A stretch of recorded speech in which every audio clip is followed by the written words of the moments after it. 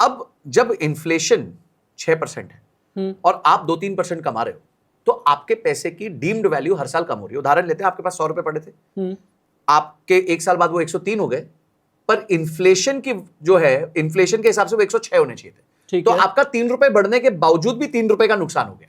अच्छा, ठीक है। तो आप ऐसा क्या करेंगे कि धीरे धीरे वो पैसा बढ़े, इन्फ्लेशन को बीट करे। आपके पीछे एक शेर लगा है, अब आप सोचिए, आप दौड़ रहे हैं और आपके पीछे एक शेर लगा है, उस शेर का नाम है इन्फ्लेशन, और वो शेर 6% की स्पीड से भाग रहा है। तो आपको जिंदा रहना है, ठीक है, तो आपको मिनिमम 7% की स्पीड से भागना पड़ेगा, तभी आप वो डिस्टेंस बढ़ाते रहोगे ताकि शेर आपको पकड़े ना। और आपने क्या किया, शेर तो 6 की स्पीड से भाग रहा है, आप 3 की स्पीड से भाग रहे हो, कहीं ना कहीं वो शेर आपको खा जाएगा कोई ना कोई पॉइंट पे आके। तो आप, इसलिए मैं कहता हूं कि सेविंग्स जो है, that is something which you should not more focus on. Savings पहला हैबिट है, पर इंपॉर्टेंट हैबिट है इन्वेस्टमेंट। तो आप शिकारी हैं या फिर सर्वाइवर? हम तो सर्वाइवर है अभी तक। हम सर्वाइव कर रहे हैं समहाउ हम अपनी इन्फ्लेशन से। अच्छा, कहते हैं कि इस शेर के सामने जो जितनी तेजी के साथ में भागता है उसे कहते हैं रिच, उससे भी तेजी के साथ में भागता है उसे कहते हैं अल्ट्रा रिच, उससे भी तेजी के साथ में भागता है तो उसे कहते हैं सुपर डुपर रिच। ये स्पीड मैं पकड़ूं कैसे? ये अल्ट्रा रिच वाली स्पीड मुझे मिलेगी कैसे? देखिए, मैं लोगों को रहता हूं, 2 तरीके के लोग होते हैं, एक रिच होते हैं, एक वेल्दी होते हैं। रिच वो होता है जिसके पास इनकम बहुत होती है, वेल्दी वो होता है जिसके पास टाइम बहुत होता है। ठीक है। अगर आपके पास ऐसे एसेट्स हैं जो आपको फ्री कैश फ्लो दे सकते हैं, पैसिव इनकम दे सकते हैं, और आपको काम ना करना पड़े और आपको समय से फ्री कर दे, तो आप वेल्दी बन जाते हो। और वेल्दी बनने के लिए आपको अरबों खरबों की दौलत नहीं चाहिए। आपके पास, समझिए, मैं उदाहरण देता हूं, किसी के पास 1 करोड़ रुपए है, बहुत साल मेहनत करी, अब वो महीने का 50,000 रुपए उसमें से निकाल रहा है और उसके खर्चे 30,000 के हैं, तो वो तो वेल्दी है, क्योंकि हर महीने उसके पास 50,000 आ रहे हैं, 1 करोड़ का 1 करोड़ जमा है, वो कम नहीं हो रहा, और खर्चे उसके 30,000 है, तो वो 50,000 की आमदनी से भी वेल्दी है। और एक व्यक्ति है जिसकी आमदनी 7-8 लाख रुपए महीना है, पर उसके खर्चे 10 लाख रुपए महीना है, तो वो अभी भी रिच होने के बावजूद भी वो वेल्दी नहीं हो पाया। तो मैं लोगों को ये फोकस करता हूं कि भाई तुम वेल्दी बनो, don't envy the rich, envy the wealthy, envy the free. अच्छा, आपके ऊपर एक आरोप ये भी है कि आप रिच और हेल्दी के बीच, रिच और वेल्दी, सॉरी, इन दोनों शब्दों के बीच में आप बहुत लोगों को इंस्पायर ये करते हैं कि भैया नौकरी छोड़ दो और अपना काम धंधा समझो तो ज्यादा अच्छा है। आप ये कहते हैं कि व्यापारी तुम्हें काम कराता है और तुम उसके लिए काम कर करके रिच बनने की कोशिश करते हो, और वो न जाने वेल्थ में कहां का कहां पहुंच जाता है। आपके ऊपर एक आरोप यह है कि आप अगर चाहें तो शायद लाखों या करोड़ों लोगों को नौकरी से हाथ धोना पड़े। देखिए, मैं चाहूं ना चाहूं, एआई करके एक इंस्ट्रूमेंट आ गया है जो बहुत लोगों को नौकरी से बाहर कर देगा, और ये बात जितना जल्दी लोग समझ जाए उतना अच्छा। अभी टीसीएस ने पीछे 6,000 लोगों को जो है फायर किया है, ले ऑफ किया है, पर एआई ने एक अलग यूनिक अपॉर्चुनिटी सेट भी ओपन किया है। जो पहले जैसे कंप्यूटर आया तो लोगों ने बहुत रेजिस्ट किया, फिर कंप्यूटर ने एक नया अपॉर्चुनिटी सेट ओपन किया, इसी तरह एआई ने भी एक बहुत जबरदस्त अपॉर्चुनिटी सेट ओपन किया कि कम मेहनत करके एक प्रॉपर स्किल सीख के आप आज जल्दी पैसा कमा सकते हो। अच्छा, मैं आज एक 14 साल के लड़के को जानता हूं जिसने एक एआई टूल सीखा है, गैमा करके। वो प्रेजेंटेशन बनाता है, पीपीटी बनाता है, और वो पीपीटी के माध्यम से महीने का 50-60 हजार रुपए कमाने लग गया 14 साल की उम्र में। स्टार्ट उसने 1 साल पहले किया था।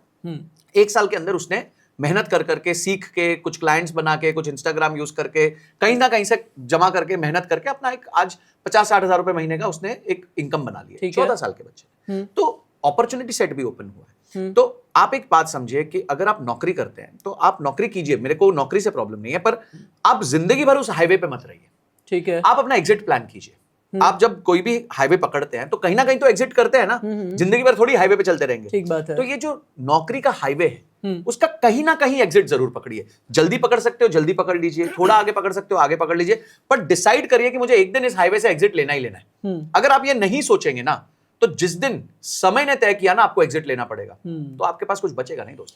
शायद हमारे पुरखों ने, हमारे माँ बाप ने और बाप दादाओं ने यही किया कि जल्दी उन्होंने हाईवे से एग्जिट लिया नहीं और वो वाली राह पकड़ी नहीं, और इसीलिए शायद ये कहा जाता है कि उन्होंने चिल्लर रिटर्न कमाए और किलर प्रॉफिट नहीं कमाया। बिल्कुल। ये इन दोनों के बीच का डिफरेंस क्या है? चिल्लर रिटर्न, किलर प्रॉफिट, ये चिल्लर रिटर्न और किलर प्रॉफिट के बीच की जर्नी क्या है? डिफरेंशिएट किस तरीके से होता है? डिफरेंशिएट करने के लिए मेरी स्ट्रेटेजी क्या होनी चाहिए?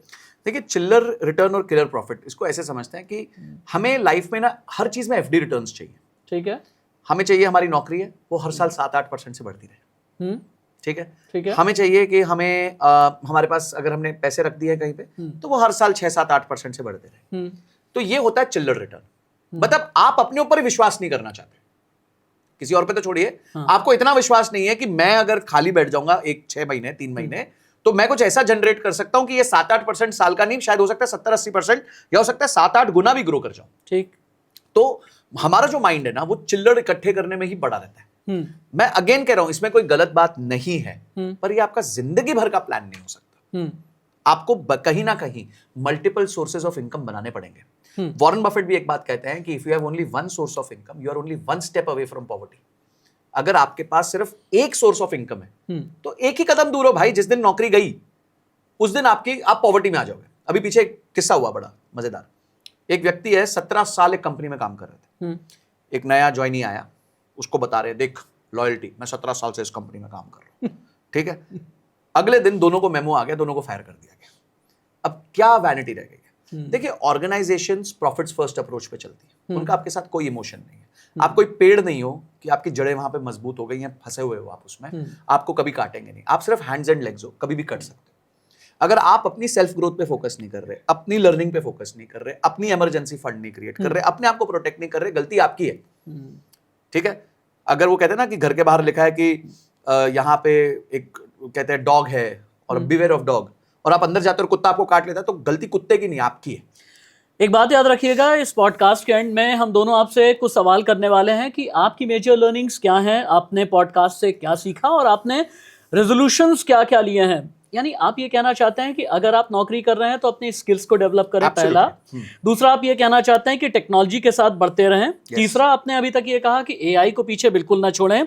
और चौथा, शायद आप ये भी कहना चाहेंगे कि जितना जल्दी हो सके स्विच करते रहें, क्योंकि स्विच आप करेंगे तो आपका ग्राफ उसी तरीके से बढ़ता रहेगा। ये कहना चाहते हैं आप? मैं कहूंगा कि स्विच से ज्यादा इंपॉर्टेंट मैं ये कहूंगा कि आप अपनी वैल्यू समझे। कम मार्केट वैल्यू आपको पता होनी चाहिए, ठीक है। देखिए होता क्या है, एक व्यक्ति जॉब जब करता है, वो 1 साल एक कंपनी में है, 2 साल एक कंपनी में, 3 साल एक कंपनी में, हो सकता है वो अपनी स्किल पे मेहनत कर रहा है, पर वो कंपनी उसको उतना अच्छा रिवॉर्ड नहीं कर रही है। तो उसको चेक करना चाहिए मार्केट में कि आज मेरी स्किल की क्या वैल्यू है, ठीक है। हो सकता है आज वो उसने 1 लाख रुपए महीना से चालू किया, 25,000 सॉरी, हो सकता है उसने 25,000 रुपए महीने से चालू किया था, इस कंपनी में 3 साल निकल गए और वो 35,000 पे आया।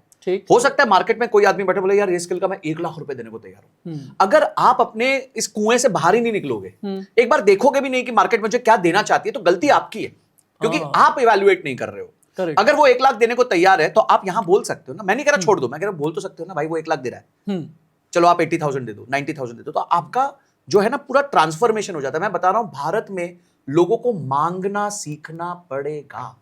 लोग मांगने में शर्माते हैं। किस बात का शर्म है भाई? तुम भी तो कंट्रीब्यूट कर रहे हो और आपको ज्यादा से ज्यादा नहीं मिलेगा ना। हाँ। आज आप 35,000 पे हो, आपने मांगा सामने वाले से, अपने बॉस से कि सर मेरे को मिलना चाहिए, मेरे को मार्केट, वो ना ही बोलेगा ना, उससे ज्यादा कुछ नहीं बोलेगा, आपके 35,000 थोड़ी ले जाएगा। तो you will not be verse of. आज से खराब पोजीशन नहीं होगी, मांगने से ही मिलता है। मतलब you should know how to evaluate yourself. और ये इवैल्यूएशन के लिए आज की तारीख में तो आपके पास वैसे भी ना जाने कितने पोर्टल्स हैं, नौकरियों के पोर्टल्स हैं, इंटरनेशनल लिंक्डइन है इतना जबरदस्त तरीके से, जहां पर आपका इवैल्यूएशन नेशनली नहीं बल्कि इंटरनेशनल प्लेटफॉर्म पर भी हो जाया करता है। मैं वापस से ये चिल्लर रिटर्न पर आता हूं। आरोप जो अगला है जो आपके खाते में आ रहा है, क्या आप पीपीएफ, एफडी, गोल्ड, आरडी इन सभी को चिल्लर रिटर्न मानते हैं?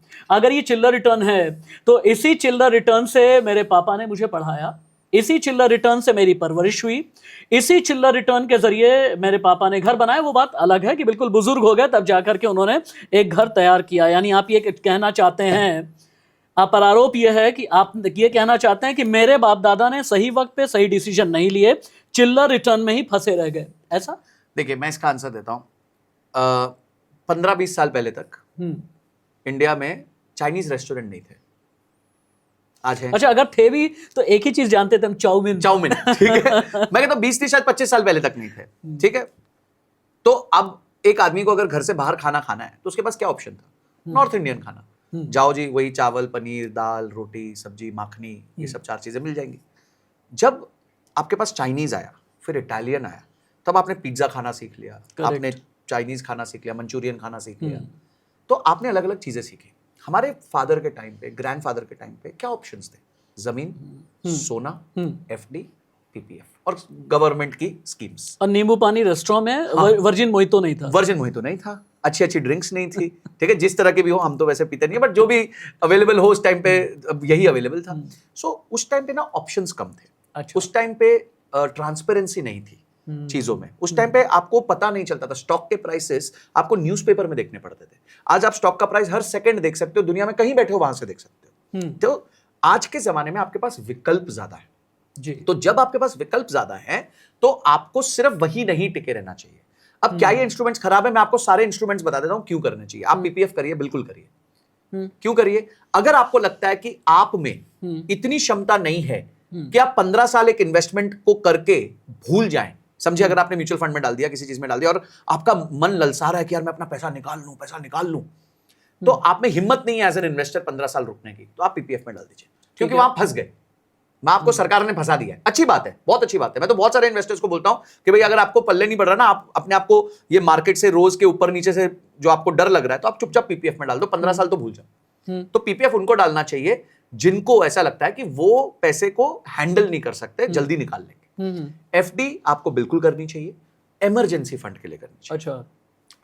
यानी कि अगर आपके पास 5-6 महीने के आपके खर्चे हैं तो आप एफडी में रख दीजिए, कोई प्रॉब्लम नहीं है। एफडी आपको तब करनी चाहिए जब आप बहुत सीनियर हो गए हों और आपको किसी प्रकार का रिस्क लेना है। मेरे पास एक क्लाइंट है, बोले मेरे को एफडी करनी है, मतलब वेरी गुड, बोलते उसमें भी एसबीआई में एफडी करनी है। मतलब इतना फियर है उनको कि वो कह रहे मैं और कोई बैंक पे, कोई प्राइवेट बैंक पे डिपेंड ही नहीं करना चाहता, मेरे को सिर्फ स्टेट बैंक ऑफ इंडिया में करनी है। तो मैंने उनको समझाया, सर सब में 5 लाख की गारंटी है, कल को स्टेट बैंक ऑफ इंडिया भी गया तो भी 5 लाख की गारंटी है, एचडीएफसी गया तो भी 5 लाख की गारंटी है। बोले नहीं, फिर भी मेरे को भरोसा है कि एसबीआई को कुछ नहीं होगा।